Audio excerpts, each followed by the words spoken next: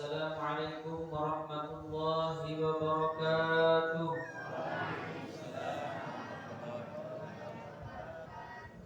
Alhamdulillahilladzi bi ni'matihi tatimmus shalihat wassalatu wassalamu ala sayyidina Muhammadin khairil bariyat wa ala alihi wa sahbihi ajma'in. Allahumma aslih ummata Muhammadin sallallahu alaihi wasallam wa farij an ummati Muhammadin sallallahu alaihi wasallam warham ummata Muhammadin sallallahu alaihi wasallam wanshur rahqahu wa ayyidna mutawwadin fil alamin bihaqqi Muhammadin sallallahu alaihi wasallam. Subhanaka la ilma lana illa ma 'allamtana innaka antal alimul hakim.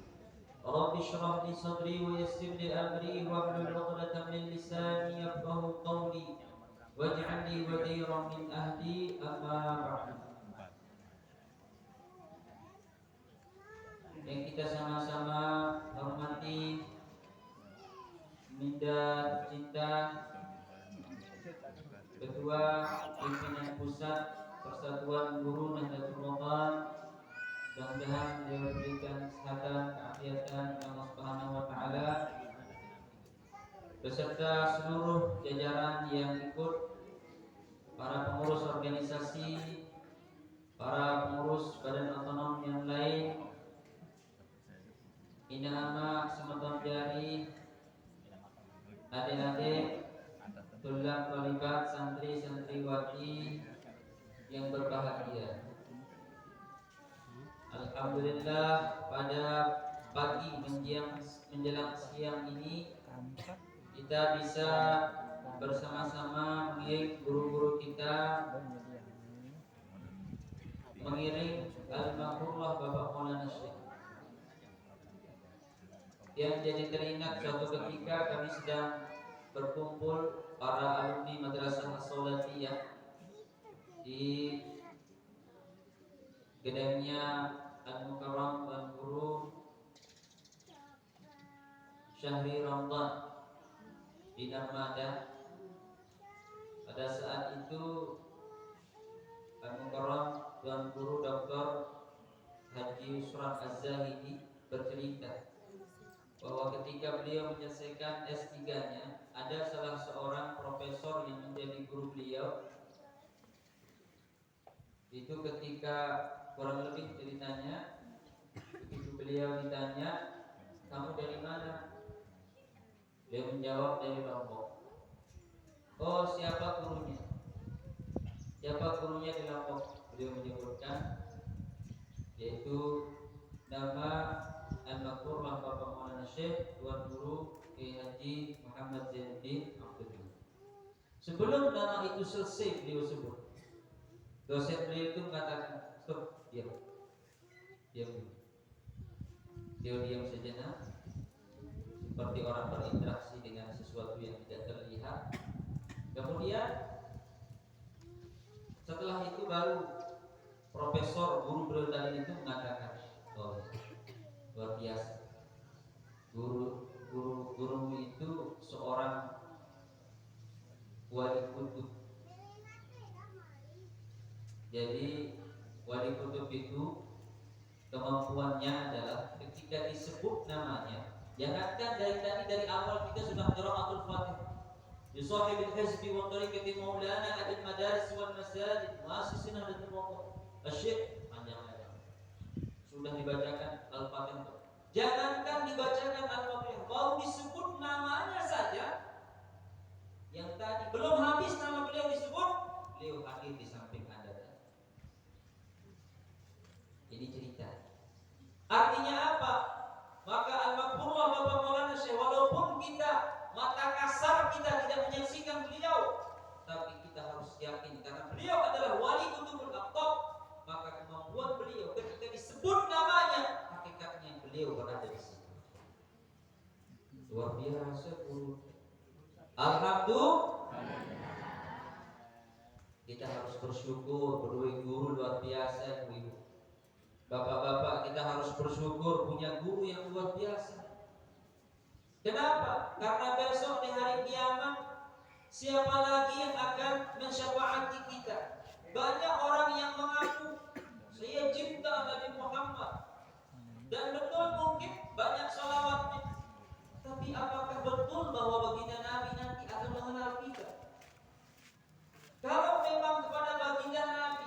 pernah kita lihat, kita hanya membaca cerita tentang beliau saja, kita harus percaya. Bagaimana mungkin kepada guru yang kalian setiap hari diajarkan bisa melupakan? Itu sebabnya maka saja kalau salah seorang ahli tasawuf mengatakan belum bisa seorang menjadi wali Allah sebelum gurunya dianggap sebagai Tuhan. Memang ini bahaya kalimat ini. Tapi itu pertanda bagaimana keagungan guru yang menyampaikan ilmu kepada kita. Bagaimana mungkin baginda Nabi yang kita dalam mimpi tidak pernah kemudian bertemu, apalagi kita hanya mendengar cerita dari tentang beliau dari guru-guru kita. Kita begitu cinta ceritanya, tapi kepada guru-guru yang langsung bersentuhan dengan kita kadang-kadang kita lupakan. Ini ada yang konsep dengan kita, karena kita seolah-olah menafikan guru-guru tersebut. Nyocok saja guru kita Al-Maqrullah Syekh As-Sayyid Muhammad Alawi Abbas Al-Maliki mengatakan, seandainya bukan guru-guru ngaji, bukan guru-guru yang istiqomah setiap hari mengajarkan, bukan para ulama-ulama yang setia mendidik, itu adalah wali Allah, maka saya tidak percaya ada wali Allah di atas muka bumi. Yang artinya apa? Guru ini luar biasa. Makanya kalau Al-Maqrullah Bapak Maulana Syekh setiap kali menyampaikan apa yang beliau ingin sampaikan, pasti beliau menyebut gurunya. Guru-guru kita seperti awal tadi menceritakan apa? Tentang gurunya. Pada hakikatnya tidak terlalu jauh berbeda ya. Maka kita selaku IPNW, mungkin kalau boleh saya bilang kita berdiri di sini atas IPNW. Tadi beliau juga yang merasa berdiri juga atas membawa jiwa-jiwa membaranya IPNW. Karena kami hanya melanjutkan beliau menjadi ketua pimpinan pusat IPNW. Alhamdulillah nikmat kita dijelaskan tadi, walaupun atas nama sambutan yang beliau sampaikan adalah pengajian KMW yang memang sudah seharusnya. Apakah ada masalahnya kalau judul acaranya Nuzulul Quran, materinya KMW? Ada masalah? Apa salahnya? Karena pada hakikatnya materi apapun yang disampaikan oleh guru itu pasti dia sudah memilihkan kita, itulah yang terbaik bagi telinga dan pengetahuan kita. Kita tidak boleh sebenarnya terlalu mengatur-atur guru. Kalau bisa disampaikan tentang ini ya, kalau bisa tentang ini jangan Ustaz. Kalau bisa jangan disinggir ya, soalnya banyak orang sini. Santai saja. Guru-guru insya Allah memiliki kemampuan untuk iqra, untuk membaca keadaan, untuk membaca ayat. Kalau ayat yang zahir dibaca nyata, maka insyaallah ayat-ayat yang lain sudah beliau pelajari dari guru-guru beliau. Maka keutamaan guru-guru di Nahdlatul Ulama ini bukan hanya bisa membaca, bukan hanya bisa menulis, tapi bisa membaca keadaan, bisa membaca situasi. Ini yang terpenting. Makanya peristiwa nuzul Quran dengan ayat Iqra itu bukan hanya tentang membaca. Membaca ini hanya sebuah permulaan yang kita kenal dengan membaca tulisan. Tapi seharusnya kita maknakan lebih luas, yaitu membaca situasi, kondisi, keadaan yang ada di sekitar kita. Jadi apapun kita. Makanya Al-Maqrullah Bapak Maulana Syekh sering kita dengarkan beliau menyampaikan perkataan, silakan berjalan sesuai dengan tugas masing-masing. Yang menjadi kepala sekolah menjalankan tugas kepala sekolah, yang menjadi guru menjalankan tugas mengajar, yang menjadi murid juga menjadi petugas belajar, yang menjadi ibu-ibu mendidik anaknya juga, bukan cuma buat anak, tapi mendidik juga. Bapak-bapak mencari rezeki untuk keluarganya, tugas masing-masing. Begitu juga Hizbullah punya tugas sendiri-sendiri, IPNW punya tugas sendiri-sendiri. Itu yang harus kita pertanyakan dulu, siapa kita. Setelah kita tahu siapa kita, berjalanlah sesuai dengan kadar siapa Anda. Ini yang seharusnya akan membuat membuat dunia ini semakin indah. Bagaimana yang beliau ceritakan tadi? Jadi yang membuat dunia itu indah ada dua. Yang pertama, sesuatu yang normal. Kita harapkan, kita senang, itu normal. Yang kedua, sesuatu yang tidak normal, sesuatu yang kita tidak harapkan. Seperti masalah-masalah yang datang, yang tadi diceritakan hampir beliau menangis. Ya, hidup memang harus seperti itu. Coba dibayangkan Bapak Ibu, andai kata masalah tidak ada di atas muka bumi ini, ya Allah, betapa tidak serunya hidup di dunia ini. Begitu semua diperintahkan, ayo sholat semua orang sholat, gak ada yang berbuat dosa. Terus apa? Kau yang tuan guru? Jangan ada yang maling, gak ada yang maling. Kau yang polisi? Jaga kesehatan, semua menjaga kesehatan, tidak ada yang sakit. Apa pegawai dokter? Jadi dunia ini indah, sudah di-scan, sudah dirancang oleh Allah SWT sedemikian rupa dengan jalannya sendiri-sendiri. Jadi indah hidup ini, simple sebenarnya, tapi yang buat dia susah itu kita sendiri. Kenapa kita buat dia susah? Karena kita belum mengetahui, memahami hakikat kehidupan. Oleh sebab itu guru-guru kita sering menceritakan kita bagaimana seharusnya kita memaknai hidup ini. Hadirin hadirat rahimakumullah. Jadi puji syukur kita kepada Allah jangan sampai terhenti. Walaupun keadaan kita misalnya ada yang kurang bernasib baik dari segi kekayaannya kurang, ada yang cantiknya kurang putih, ada yang hidungnya kurang mancung, ada yang badannya kurang tinggi. Santai saja.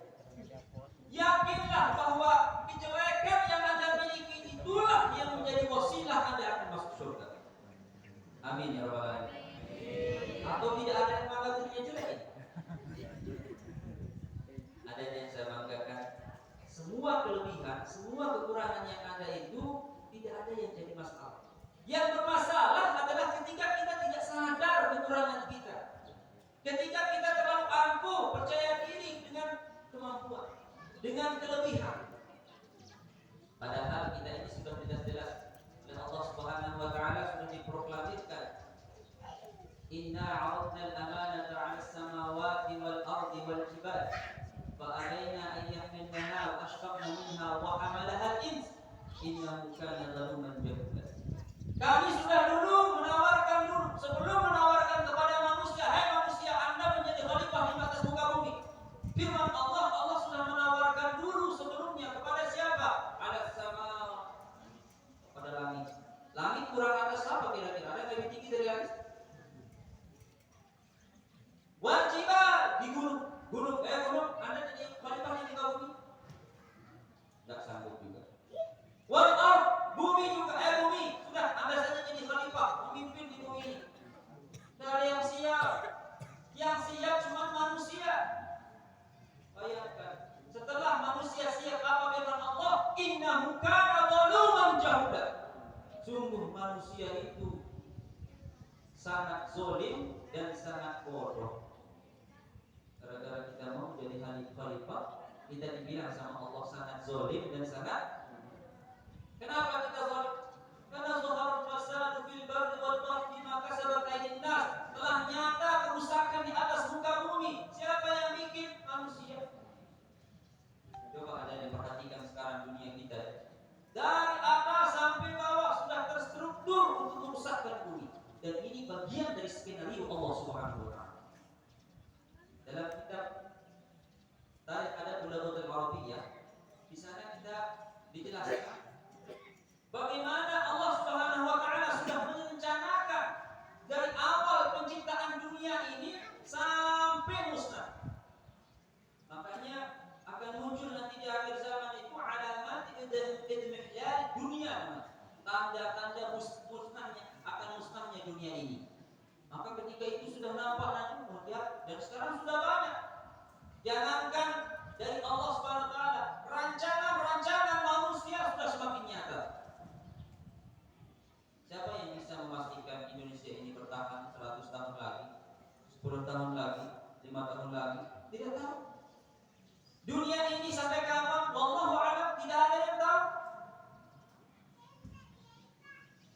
Kalau kita lihat telah nyata kerusakan di atas muka bumi, betul.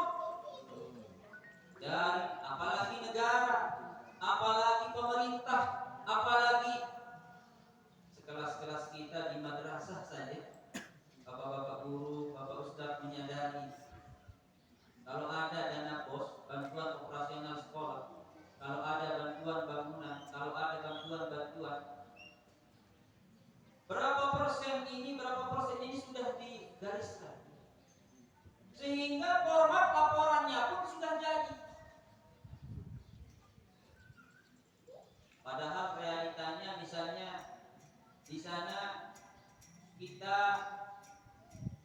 pembelian pasir misalnya harus 10 juta. Tapi realitanya enggak, jamaah yang nyumbang. Tetapi harus dinaikkan itu untuk pasir 10 juta. Begitu juga tentang bos. Harus habis ini uangnya bos. Untuk operasional sekolah. Formatnya segini persen untuk gaji guru, segini persen untuk administrasi, segini persen.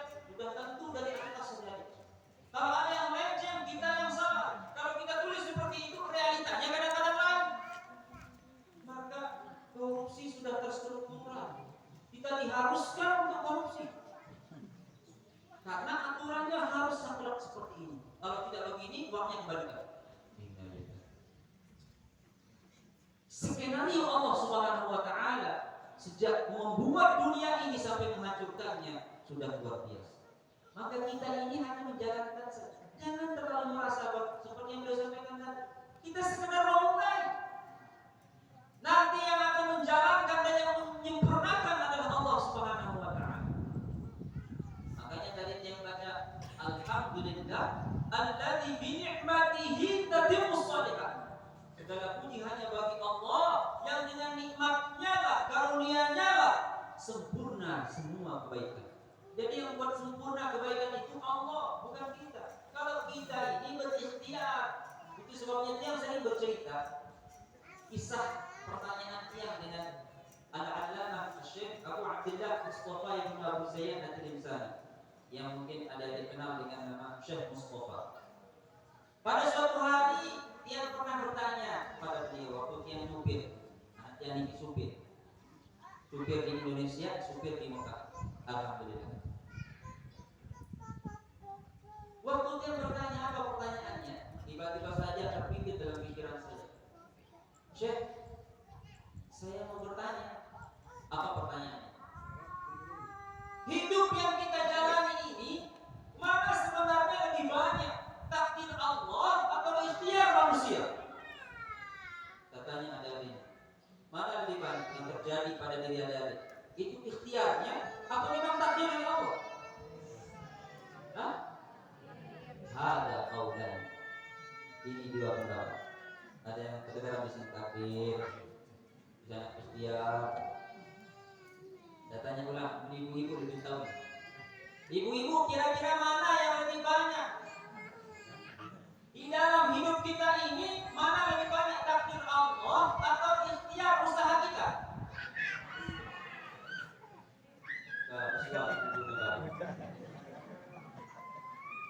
Apa beliau menjawab? Syekh Mustafa menjawab dengan pertama beliau tersenyum. Beliau mengatakan, sebenarnya antara takdir Allah dan ikhtiar manusia itu punya jalannya masing-masing. Maka saya ingin mengatakan, kata beliau, takdir Allah itu kalau boleh dipersenkan 100%, takdir Allah. Ikhtiar manusia 100%. Loh kok bisa? Berarti yang kita jalani ini lain antara takdir Allah dengan ikhtiar manusia. Memang pada hakikatnya ikhtiar adalah ikhtiar. Jangan Allah SWT tidak membatasi usaha ini sebenarnya.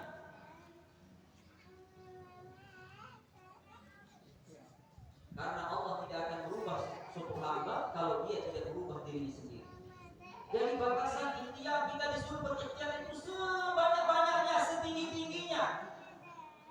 Dan takdir itu tidak ada yang bisa menghalangi ikhtiar apapun. Makanya kalau kebetulan maunya ibu-ibu itu sama dengan apa yang terjadi, itu kebetulan saja ibu. Kebetulan Allah mau menjalankan yang Anda inginkan. Bapak-bapak juga begitu. Tapi pada dasarnya antara takdir Allah Subhanahu wa taala dan ikhtiar manusia tidak ada hubungannya. Ana uridu, anta turidu, wallahu yaf'alu ma yurid. Saya mau ini, Anda mau itu, tapi apa yang terjadi? Apa yang Allah inginkan? Allah itu maha sombong. Allah itu melakukan apa yang Dia inginkan. Maka kita harus memahami kenapa bisa begitu. Biar kita sadar kita bukan apa-apa. Biar kita sadar kita hanya hamba yang diperjalankan oleh Allah Subhanahu wa taala.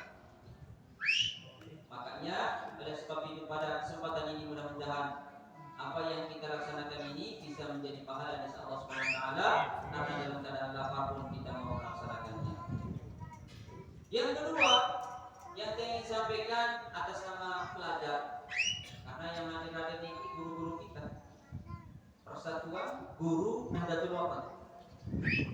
Maka ada hal yang harus kita ingat, bahwasanya menjadi murid di Nahdlatul Wathon ini bukan sekedar orang yang akan diajar membaca menulis, tapi orang yang harus siap ditempa untuk hidup mandiri, hidup untuk orang lain, hidup untuk perjuangan.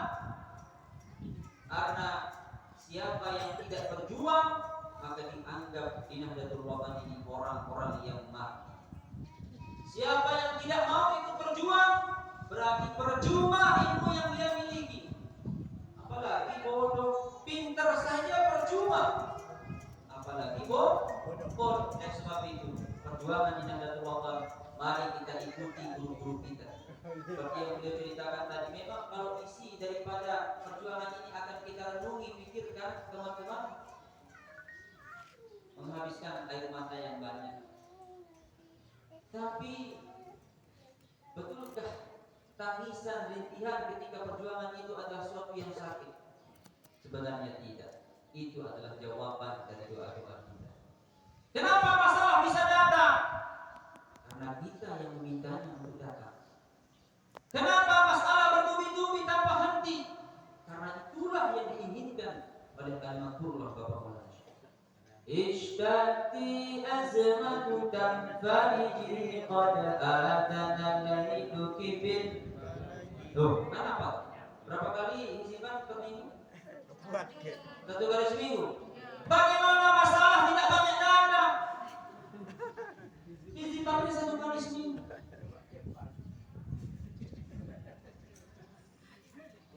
Ishtati azmatu tanfariji. Hai masalah, hai cobaan, hai rintangan, hai ujian, perbesar dirimu, tambah konco-koncomu. Setelah itu datanglah kepada, woi, luar biasa orang ini. Jadi adik-adik ini sebenarnya ketika berhizib, selain mencari solusi, juga menantang masalah. Woi, keren. Tapi baru nyadar ya.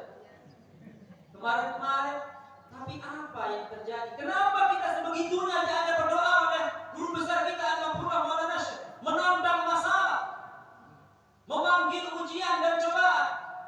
Oh, qad adana lailu bil balad. Karena memang saking yakin kita, setelah malam itu ada pagi dengan matahari yang cerah. Kalau masalah sudah habis dah, selesai, kita tinggal. Jadi masalah itu biar cepat saja berakhir. Karena jatah masalah kita sebenarnya sama saja. Ini jatahnya 10, ini 20, ini 100, 1000. Sama. Berapa jatah orang itulah jatah kita. Kalau dahuluan dia habis, maka bahagia kita lebih dahulu. Sekarang mau naik Gunung Rinjani. Ini naik. Sama Gunung Rinjani yang naik. Sama. Tapi kenapa ada yang udah nyampe, ada yang lambat nyampe? Mana lebih enak, mana lebih cepat senang? Orang yang cepat nyampe atau yang lama nyampe?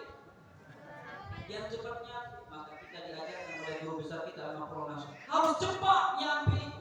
Harus cepat berhasil itu. Harus cepat masuk surga itu. Harus tinggalin hisab.